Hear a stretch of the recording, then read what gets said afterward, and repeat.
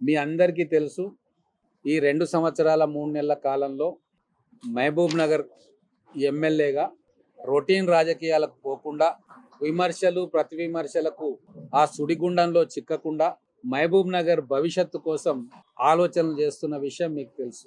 నగరంలో భవిష్యత్తులో వచ్చే పెరుగుదలను చూసి ఇప్పుడు నగర జనాభా 3,30,000. రాబోయే రోజుల్లో మేము విజన్ 2047 ప్రాజెక్టులు తయారు చేసుకుంటున్న క్రమంలో 5 లక్షల దాకా నగర జనాభా పెరిగే అవకాశం ఉంటుంది. మరి దానికి తగ్గట్టుగా మనము రోడ్ల నిర్మాణం కానీ, వాటర్ సప్లై కావచ్చు, మిగతా అన్ని రకాల ఇన్ఫ్రాస్ట్రక్చర్ను మనం ఇప్పటి నుంచే ప్రణాళికలు వేసుకుంటూ పోవాలి. అందుకోసమే ముఖ్యంగా నీళ్ళ విషయంలో మనం ఇంకా ఎన్నో అడిషనల్ కెపాసిటీ మనము మహబూబ్ నగర్ పట్టణానికి తీసుకురావాల్సిన అవసరం ఉంది. దీనికోసం ఎమ్మెల్యే అయిన వెంబడే ఆలోచన చేసి డిపిఆర్లు తయారు చేయించుకొని 220 కోట్ల రూపాయలతోటి వాటర్ సప్లై ఆగ్మెంటేషన్ స్కీము మనం తెచ్చుకున్నాం. ముఖ్యమంత్రి గారే శంకుస్థాపన చేసింది, అది మీ అందరికీ తెలుసు. అది ఇప్పుడు టెండర్లు అయిపోయి పని మొదలు పెట్టే దశలో ఉంది. ఇప్పటిదాకా మహబూబ్ నగర్ పట్టణానికి 40 మిలియన్ లీటర్స్ అవసరం ఉంది, కానీ ఇప్పుడు మనకు వచ్చేది 30 మిలియన్ లీటర్సే ఎంఎల్డి పర్ డే. అది కూడా అరకొరగానే వస్తుంది. ఎందుకు అంటే మిషన్ భగీరథ నుంచి ఏదైతే వాటర్ మనకు వస్తుందో ఆ పంపింగ్ కెపాసిటీలు తగ్గిపోతూ ఉన్నాయి. ఇటు జడ్చర్లలో కావచ్చు, ఇటు ఇక్కడ రామరెడ్డిగూడెంలో కావచ్చు. మీకు తెలుసు, 3 నెలలకు ఒకసారి పైపులు వలిగి లీకేజ్ అవుతున్నది మీ అందరికి కూడా దృష్టిలో ఉంది. సో ఇటువంటి సమయంలో అన్నిటినీ కూడా మళ్ళీ ఒకసారి పునఃపరిశీలన చేసి ఎక్కడెక్కడైతే మెరుగులు దిద్దాలో అక్కడ దిద్దాలని చెప్పి, మొత్తం కూడా స్టోరేజ్ కెపాసిటీని పెంచుకోవాలని చెప్పి మనం 220 కోట్ల రూపాయలు శాంక్షన్ తీయించుకొని ఆ పనులు ఒక 2-3 రోజుల్లో శంకుస్థాపన చేసుకోబోతా ఉన్నాం. సో మనకు అఫీషియల్గా 30 మిలియన్ లీటర్లు అంటారు, కానీ వచ్చేది 22-23 వస్తుంది. లీకేజీలు కావచ్చు, పంపింగ్ కెపాసిటీ తగ్గిపోవడం కావచ్చు, లేదు జడ్చర్లకు వాటర్ సప్లైలో అనుకున్నంత రాకపోవడం కావచ్చు నాగశాలలో, ఇవన్నీ కూడా ఉన్నాయి. సరే, గత ప్రభుత్వం చేసే కాడికి వాళ్ళు చేసిండ్రు, కానీ ఇప్పుడు మనం భవిష్యత్తు కోసం పక్కా ప్రణాళికలు వేసుకోవాల్సిన తరుణం వచ్చింది. దాని పనిలో మేము ఉన్నాం. దాదాపుగా పైప్ లైన్ల నిర్మాణం కావచ్చు, ఇప్పుడు మనకు 2 కలిపి ఎగ్జిస్టింగ్ సిస్టంలో 20.45 మిలియన్ లీటర్స్ మాత్రమే వస్తుంది. సో దీనికి అదనంగా రిజర్వాయర్ కెపాసిటీ ఇప్పుడు 20 మిలియన్ లీటర్లే మహబూబ్నగర్ పట్టణానికి. సో దీన్ని మనం పెంచుకోవాలి. అందుకే ఇమ్మీడియట్గా మనము దాదాపుగా 18.6 మిలియన్ లీటర్స్ కెపాసిటీ తోటి రిజర్వాయర్లను రేపు శంకుస్థాపన చేయబోతా ఉన్నాం.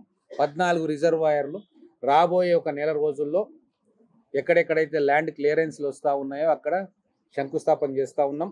దాదాపుగా 186 లక్షల లీటర్ల కెపాసిటీని మనము కెపాసిటీ రిజర్వాయర్స్ను మనం కట్టుకోబోతా ఉన్నాం. ఇప్పటిదాకా ఉన్నది, ఇన్ని సంవత్సరాలుగా మనం ఏర్పాటు చేసుకున్నది 20 మిలియన్ లీటర్లు. ఇప్పుడు మనం ఎన్హాన్స్ చేసుకునేది ఇమ్మీడియట్గా 18.6 మిలియన్ లీటర్స్. అంటే దాదాపుగా ఇప్పటి వరకు ఎంత చేసుకుంటున్నామో అంత మనం ఎన్హాన్స్ చేసుకుంటా ఉన్నాం.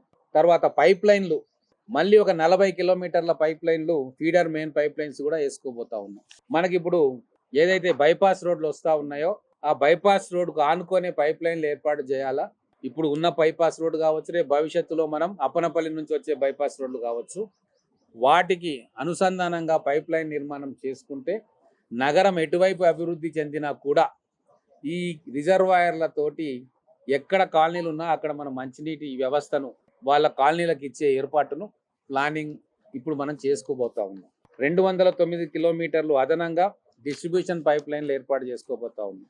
ఇవన్నీ కూడా మన భవిష్యత్తును దృష్టిలో పెట్టుకొని అంటూ ఉంటారు, గత ప్రభుత్వంలో మేము నీటి ప్రాబ్లం సాల్వ్ చేసినాం. గత ప్రభుత్వం కాదు, అంతకంటే ముందు ప్రభుత్వాలు కూడా ఏ రోజు కూడా పూర్తిగా మహబూబ్ నగర్ నీటి ప్రాబ్లం సాల్వ్ కాలే.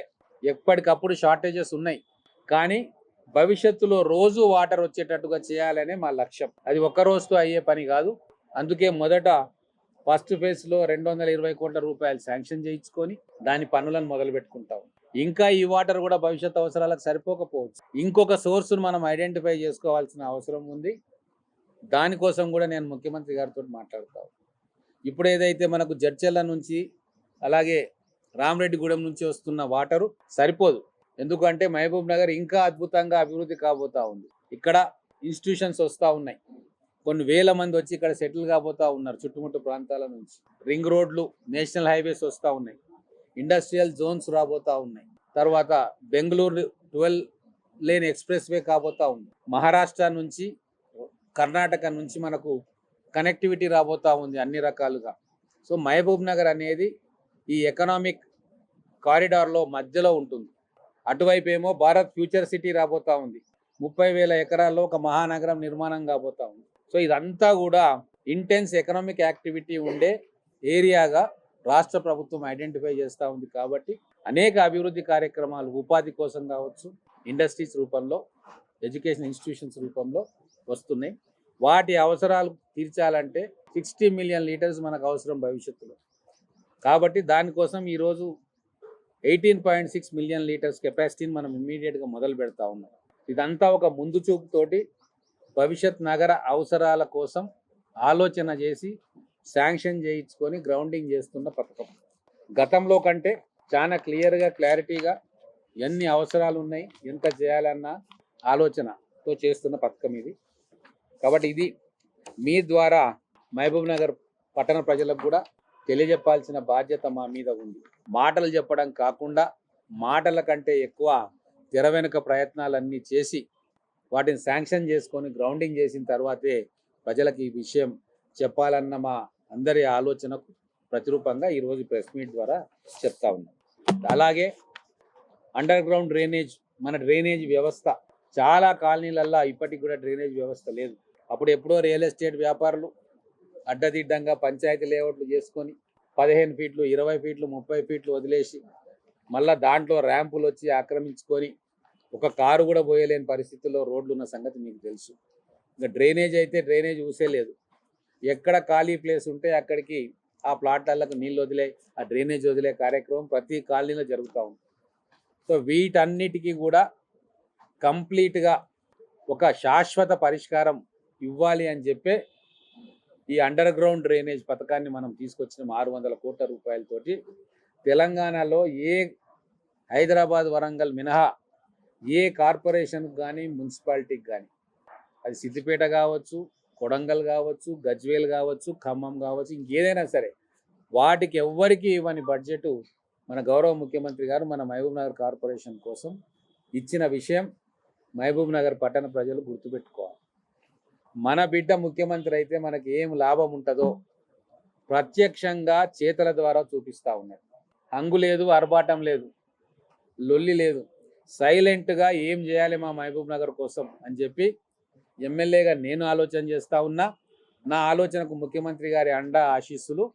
ఏ ప్రాజెక్టు తీసుకుపోయినా కూడా వారు మనల్ని ఆశీర్వదిస్తూ ఉన్నారు, మనల్ని వెన్నుతట్టి ప్రోత్సహిస్తూ ఉన్నారు. ఇది మీడియా మిత్రులు కూడా గ్రహించాలి, మీ ద్వారా ప్రజలకు కూడా చేరవేయాలని చెప్పి మేము మిమ్మల్ని కోరుతా ఉన్నాం. అలాగే ఎస్టీపీలు కూడా గతంలో నీరుగారిన అమృత్ పథకాన్ని మళ్ళీ పట్టాలకు ఎక్కించినాం. దాని ద్వారా కూడా ఎస్టీపీల నిర్మాణం మొదలైంది. ల్యాండ్ అక్విజిషన్ ప్రాబ్లమ్స్ ఉండే, వాటిని కూడా మెల్లమెల్లగా ఒక్కొక్కటిగా తీరుస్తూ ఉన్నాం. ఇప్పుడు కొత్తగా మేయర్ గారు, డిప్యూటీ మేయర్ గారు వచ్చిన కాబట్టి వారికి కూడా ల్యాండ్ విషయంలో వాళ్ళతో మాట్లాడాలని చెప్పి వాళ్ళకు బాధ్యతలు అప్పచెప్పినాం. వాళ్ళు మాట్లాడుతూ ఉన్నారు. 2 క్లియర్ అయిపోయినాయి, ఇంకా ఒకటి క్లియర్ చేసుకోవాల్సిన అవసరం ఉంది. నగర భవిష్యత్ అవసరాల కోసం నేను ప్రజలకు కూడా విజ్ఞప్తి చేస్తూ ఉన్నా.